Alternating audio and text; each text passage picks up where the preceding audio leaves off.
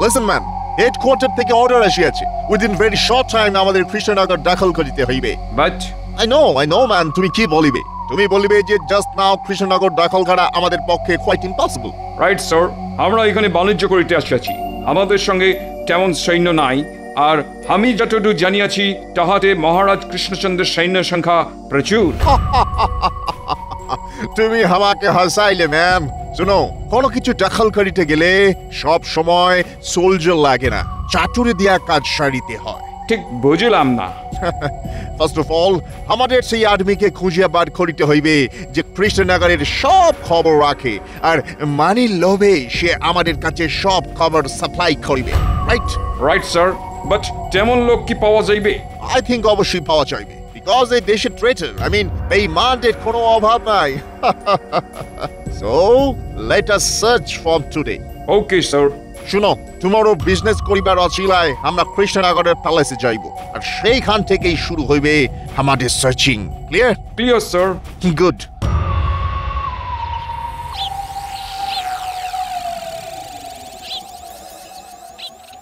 গিন্নি, ও গিন্নি, কোথায় গেলে গো? দেখে যাও তোমার জন্য বাজার থেকে কি এনেছি। বলি কি এনেছো গো? হ্যাঁ, এই দেখো। ও মা, কোথায় যাবো গো? কিপটে বুড়ো আজ এত বড় একটা গোটা ইলিশ এনেছে। এই মাছের ভাজা করবে, ঝাল করবে, আর মুড়ো দিয়ে চচ্চড়ি বানাবে। হ্যাঁ গো হ্যাঁ, গোটা ইলিশ যখন এনেছো তখন এমন রাঁধবো না যে খাবে সে হাতের আঙুল চাটবে। হ্যাঁ, তুমি খুব খুশি হয়েছে তো গিন্নি? শুধু কি খুশি নাকি, খুব খুব খুশি হয়েছি গো। সেই জন্যই তো 4টে ক্যাটের কড়ি খসিয়ে ইলিশ আনা। আসলে খুশি হলে তোমাকে এত সুন্দর দেখতে লাগে না, কি বলবো, গাল দুটো ফুলে একেবারে লুচির মতো হয়ে যায়, তাতে আবার লালচে লালচে আভা। মরণ।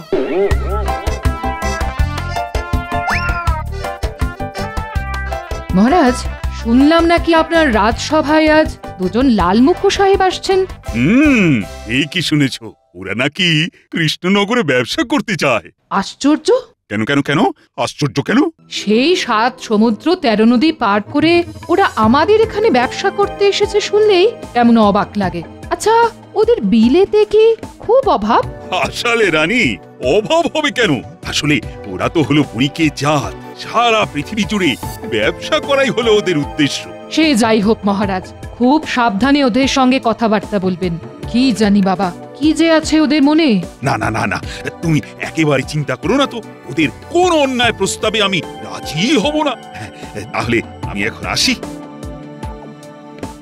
দুর্গা দুর্গা, রক্ষা করো মা। মহারাজ, সাহেবরা তো এখনো এলো না। দেখো, আশা না আশা ওদের ব্যাপার, ওরা এলেও ভালো আবার না এলেও ভালো, তাই ওসব নিয়ে আমি মাথা ঘামাচ্ছি না। কিন্তু লালমুখো সাহেব বলে কথা। সাহেবের নাম শুনেই মন্ত্রীমশাই কাত, তা সাহেব দেখলে তো হয়ে যাবে মত। এই তোমরা থামো তো, কথা নেই বার্তা নেই, সব কথায় শুধু হ্যাঁ হ্যাঁ হ্যাঁ হ্যাঁ। Shall we come in, মহারাজ কৃষ্ণচন্দ্র?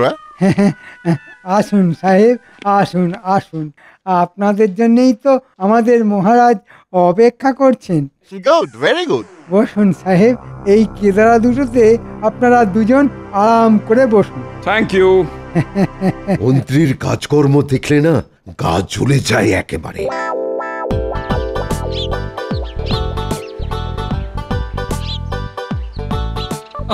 রাজসভায় আসতে আজকেও দেরি হয়ে গেল, কি আর করা যাবে, এমন সুস্বাদু ইলিশ তো আর গপ গপ করে খাওয়া যায় না।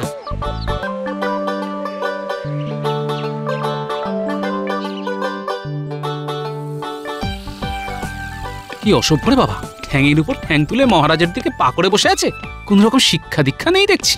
আরে গোপাল জি, এসো এসো এসো। হ্যাঁ, এরাই হলো সেই সাহেব যারা আমাদের সঙ্গে ব্যবসা করতে চায়।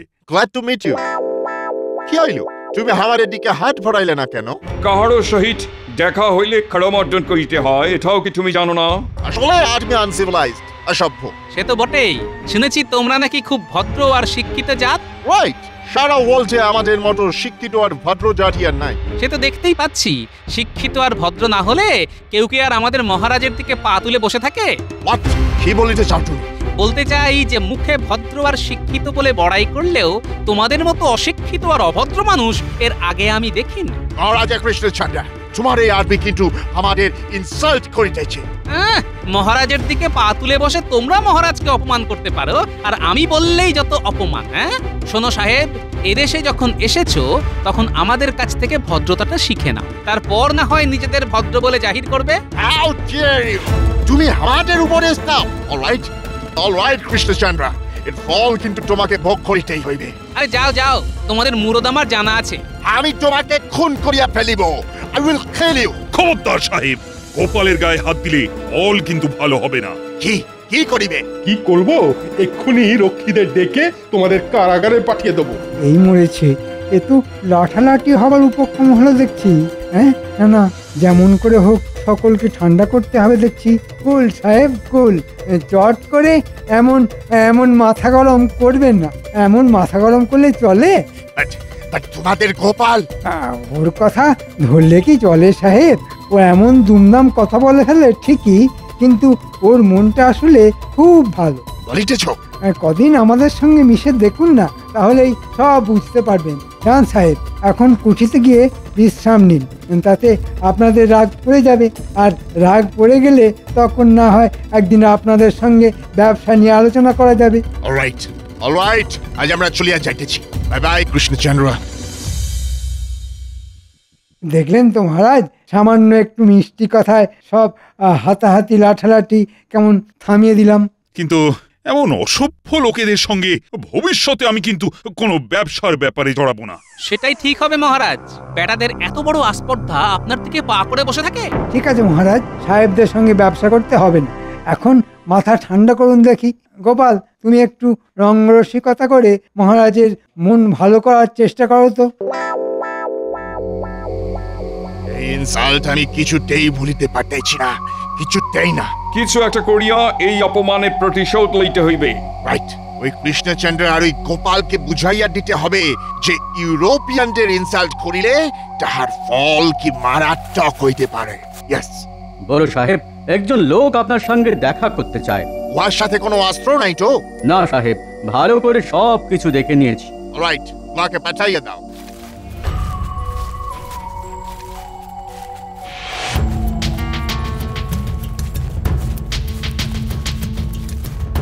নমস্কার সাহেব। তুমি কে আছো? আমি হচ্ছি তাহলে ওই কথাই রইল সাহেব। ইয়েস। তাহলে এখন আমি আসি সাহেব। জাস্ট আ মিনিট, ইহার মধ্যে 1000 আছে, পুরো কাম হইয়া গেলে আরো পাবে। ধন্যবাদ ধন্যবাদ। কি বলিয়াছিলাম, এই দেশে ট্রেটার বিশ্বাসঘাতকের কোনো অভাব নেই। Right you shed.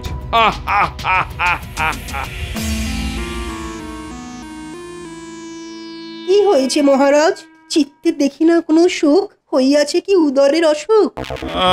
আসলে কালকের ঘটনার কথা যতই ভাবছি ততই আমার মনের ভেতরটা জ্বলে যাচ্ছে। ভাবছি কি দুঃসাহস ওই বিদেশি বণিকদের আমার রাজ্যে থেকে আমার রাজসভায় এসে আমাকেই অপমান করে। ওসব কথা বাদ দিন তো মহারাজ, তেমন হলে সৈন্য পাঠিয়ে ওদের দূর করে দিন। তাই করতে হবে দেখছি। একটা কথা বলবো মহারাজ? কি কথা? বলছিলাম কি, এসব কথা ছেড়ে চলুন না, কাল কোথাও গিয়ে বনভোজন করে আসি। বনভোজন? গোপাল, তুমি কি বলো? বনভোজন করলে মন্দ হয় না মহারাজ। আহা, কতদিন যে কবজি ডুবিয়ে কচি পাঠার ঝোল মেখে ভাত খাওয়া হয়নি। সব ব্যাপারে গোপালের শুধু খাওয়া আর খাওয়া, যত সব। বারে মুখে বলছেন বনভোজন, আর সেই বনভোজনে যদি পেট পুরে ভোজনটাই না হয় তাহলে ব্যাপারটা কেমন মিথ্যে হয়ে যাবে না? মহারাজ কি বলেন? একেবারে ঠিক কথা বলেছ গোপাল। মন্ত্রী, বনভোজনে ভোজনের যেন কোনো ত্রুটি না থাকে, আর এই ব্যাপারটা কিন্তু তোমাকেই দেখতে হবে। তাহলে তো সৈন্যদেরকেও খবর দিতে হয়। কেন? বারে, মহারাজ বনে যাবেন আর তার নিরাপত্তার জন্য সঙ্গে সৈনিক থাকবে না। দেখো সেনাপতি, মহারাজ বনভোজনে যাচ্ছেন যুদ্ধ করতে নয়, তাই এক্ষেত্রে অযথা সৈন্য সামন্ত না নিয়ে যাওয়াই ভালো, তাতে বনভোজনের আনন্দটাই মাটি হয়ে যাবে। আমার মনে হয় সৈন্য নিয়ে যাবার প্রয়োজন আছে। কেন, সৈন্যরা গিয়ে কি করবে? হয়তো কিছুই করবে না, আবার হয়তো অনেক কিছুই করবে। তোমার না সব কিছুতেই বাড়াবাড়ি। আরে বাবা, সঙ্গে করে শুধু সৈন্য নিয়ে গেলেই হবে? তাদের খাবার ব্যবস্থা করতে হবে না? করতে হলে করতে হবে। তার হ্যাপা আর খরচের কথাটা একবার ভেবে দেখেছো? না না, বনভোজনে কোনো সৈন্য নিয়ে যাওয়ার প্রয়োজন আছে বলে আমি মনে করি না। মহারাজ, আপনি কি বলেন? আচ্ছা, সঙ্গে করে সৈন্য নিয়ে যেতে মন্ত্রী মশাইরা তো আপত্তি কেন? না না না না না, এই সাথে করে সৈন্য নিয়ে যাওয়ার কোনো প্রয়োজন নেই। পায়ে হেঁটে গল্প করতে করতে কাছাকাছি কোথাও যাব, আবার খাওয়া দাওয়া সেরে পায়ে হেঁটেই ফিরে আসবো। ও মন্ত্রী, তুমি কিন্তু এখন থেকেই সব আয়োজন শুরু করে দাও। আপনি কোনো চিন্তা করবেন না মহারাজ, কাল এমন ব্যবস্থা করব না যে ব্যবস্থার কথা আপনারা কোনোদিন ভুলতে পারবেন না।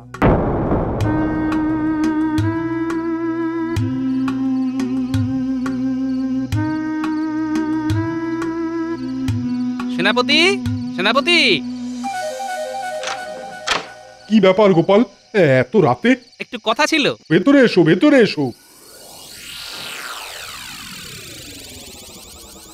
বলো, কি বলবে এবার বলো। বলছিলাম কি, আমরা তো সৈন্য ছাড়াই জঙ্গলের মধ্যে বনভোজনে যাচ্ছি। তুমি গোপনে সৈন্যদের প্রস্তুত থাকতে বলো, তারা যেন বেশ খানিকটা দূরত্ব বজায় রেখে আমাদের অনুসরণ করতে করতে যায়। আর একটা কথা, এইসব কথা আমি, তুমি আর সৈন্যরা ছাড়া কেউ যেন জানতে না পারে। তুমি কি কিছু সন্দেহ করছো গোপাল?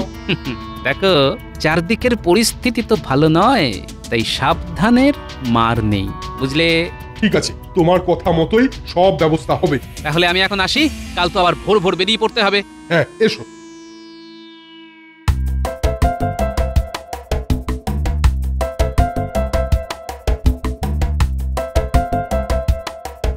দেখেছো গোপাল, জঙ্গলের মধ্যে কেমন একটা শান্তি বিরাজ করছে?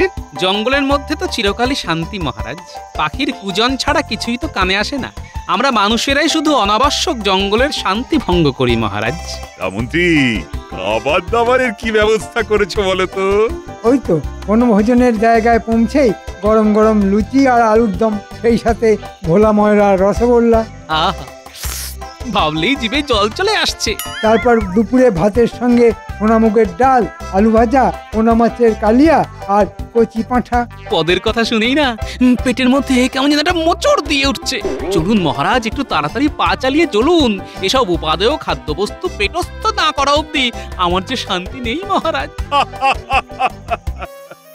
সত্যি গোপাল, লোকে তোমাকে পেটুক বলে কি আর সাধে? মহারাজ, খাবার ইচ্ছে কিন্তু সকলেরই আছে, আমি শুধু প্রকাশ করে ফেলি বলেই আমার যত বদনাম।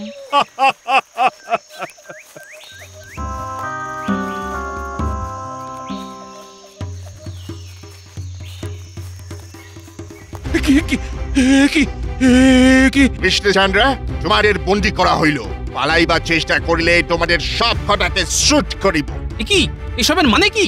সেদিন তোমরা আমাদের ইনসাল্ট করিয়াছিলে, ইহা তাহারই রিভেঞ্জ। ইয়াদেরকে গাছের সাথে বাঁধিয়া ফেলো। আমাদের এইভাবে আচমকা আক্রমণ করার মানেটা কি? হ্যাঁ, আমরা এবার তোমাদের দেখাইব রিয়েল রিভেঞ্জ কাকে বলে।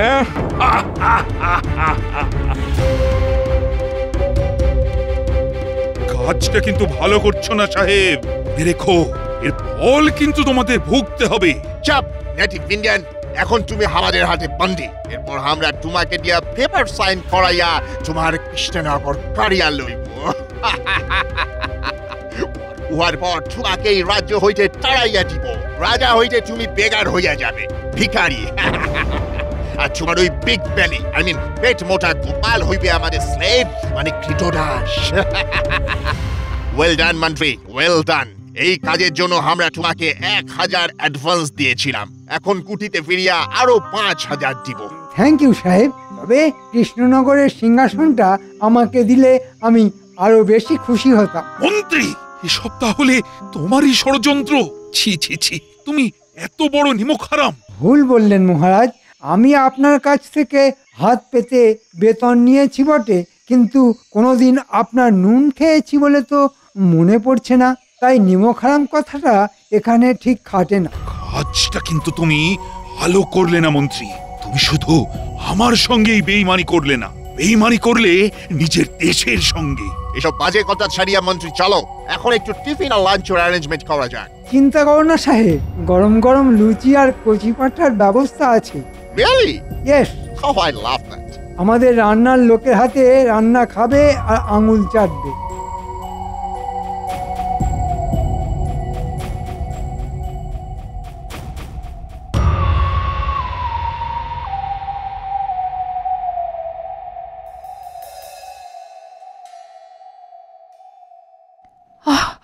এ কি, এমন করে মঙ্গল প্রদীপ নিভে গেল কেন? এ কি কোনো অশুভ লক্ষণ? না না না না, মহারাজ জঙ্গলে বনভোজনে গেছেন, ওনার কোনো বিপদ হলো না তো?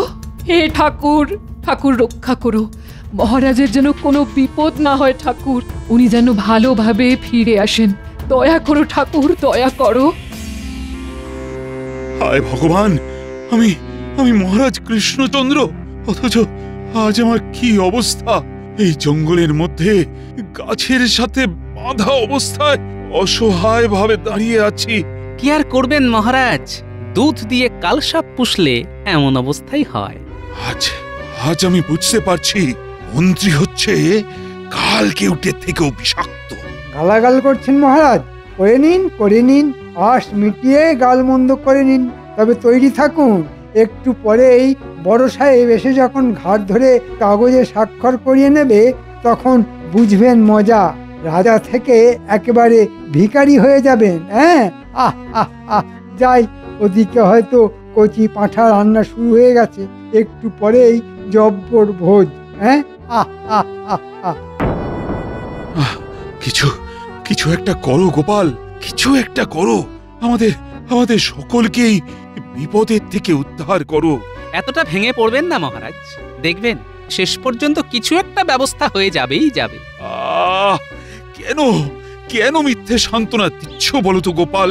গোপাল কখনো মিথ্যে সান্ত্বনা দেয় না মহারাজ, গোপাল যা বলে সেটা করে দেখায়। কিন্তু তোমারও তো বন্দি দশা, এই অবস্থায় কি করবে আর তুমি? শেষ অবধি দেখাই যাক না, কে যেতে, মন্ত্রীর শয়তানি না আমার দূরদর্শিতা। এই কথা কেন বলছো গোপাল? সবটা এখনই নাইবা প্রকাশ করলাম মহারাজ, আগে হিসেব অনুযায়ী সবকিছু ঘটুক, এখন ওরা সকলে এসে পড়লেই বাঁচি।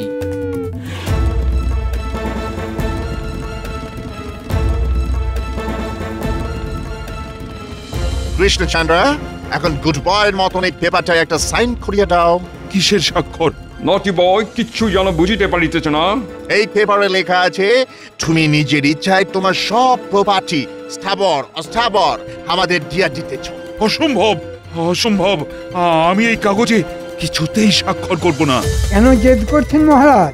এই লালমুখ সাহেবদের আপনি চেনেন না, এরা কিন্তু সব করতে পারে, দরকার হলে আপনার জীবন অবধি কেড়ে নিতে পারে। বাহ মন্ত্রীমশাই বাহ, আপনি দেখছি এই কদিনে সাহেবদের খুব ভালো করেই চিনে ফেলেছেন। ভালো ভালো, এক শয়তান তো অন্য শয়তানদের চিনবেই। মুখ সামলে কথা বলবে গোপাল, মনে রাখবে তুমি এখন আমাদের হাতে বন্দি। ইচ্ছে করলে তোমার ওই বেয়াদপির জন্যে তোমার জিভটা আমি ছিঁড়ে নিতে পারি। তাই নাকি? তা দেখি আপনার মুরত। শাট আপ বিগ বেলি, আরেকটা কথা বললে শুট করিয়া দেব। শুট মানে গুলি করে দেবে? তাহলে তো আমাকে তোমরা চিনতেই পারোনি। জেনে রাখো সাহেব, গোপাল ভাঁড় কিন্তু মরতে ভয় পায় না। Krishnachandra, don't waste our time. জলদি জলদি পেপারে সাইন করো, করো। কিছুতেই না। আমি তোমাকে লাস্ট চান্স দিতেছি।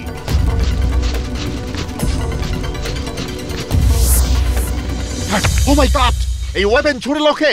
একেবারে নড়বার চেষ্টা করবেন না সাহেব, মনে রাখবে তোমাদের বন্দুকের গুলির থেকেও আমাদের বল্লম অনেক শক্তিশালী। একটু নড়লে কিন্তু তোমাদের বুকগুলো একবারে এফড় করে দেব।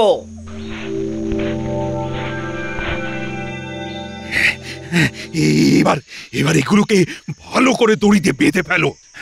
আচ্ছা সেনাপতি, সৈন্যরা এখানে কি করে এলো? এদের তো এখানে আসার কথা ছিল না। তা হয়তো ছিল না মহারাজ, কিন্তু কাল রাতে গোপাল আমার বাড়ি গিয়ে ওই সৈন্যদের প্রস্তুত থাকতে বলেছিল। আরো বলেছিল সৈন্যরা যেন বেশ খানিকটা দূরত্ব বজায় রেখে আমাদের অনুসরণ করতে করতে আসে। গোপাল, গোপাল! হ্যাঁ মহারাজ, আপনাকে সম্পূর্ণ অন্ধকারে রেখে আমি সেনাপতিকে এই ব্যবস্থা নিতে বলেছিলাম, কারণ সৈন্য নিয়ে বনভোজনে আসার ব্যাপারে মন্ত্রীমশাইয়ের প্রবল আপত্তি আমার মনের মধ্যে কেমন একটা খটকা তৈরি করেছিল। আমার কেবলই মনে হয়েছিল যে এই আপত্তির পেছনে মন্ত্রীমশাইয়ের কোনো অভিসন্ধি আছে। তাই ধন্য, ধন্য গোপাল! তোমার তোমার দূরদর্শিতার বুদ্ধিমত্তার কোনো তুলনা নেই। আজ শুধু তোমার জন্যই এক ভয়ঙ্কর বিপদ থেকে আমরা সবাই রেহাই পেলাম। মহারাজ, এখন এই সাহেব আর মন্ত্রীকে নিয়ে কি করব? এই সাহেবদের নিয়ে যাবে আমার কারাগারে, আর মন্ত্রীকে শুলে চড়াবো না পাগলা হাতির মুখে ফেলে দেব সেটা ঠিক করব পরে। এখন এখন কাছের সঙ্গেই বাঁধা থাকো। ওরে বাবা, ফুল না হলে পাগলা হাতি। ওরে বাবা, দুটোতেই যে বড্ড লাগবে। তাহলে থাকো এখানে এইভাবে গাছে বাঁধা হয়ে, এটাই তোমার শাস্তি। চলো চলো সকলে। মন্ত্রীমশাই থাকুন তাহলে এখানে, এটাই আপনার উপযুক্ত জায়গা। ও মহারাজ, এই জঙ্গলের মধ্যে আমাকে একলা ফেলে রেখে চলে যাবেন না? এই জঙ্গলে বাঘ ভাল্লুক না থাকলেও শেয়াল, বনবিড়াল, বুনো কুকুর তো আছে।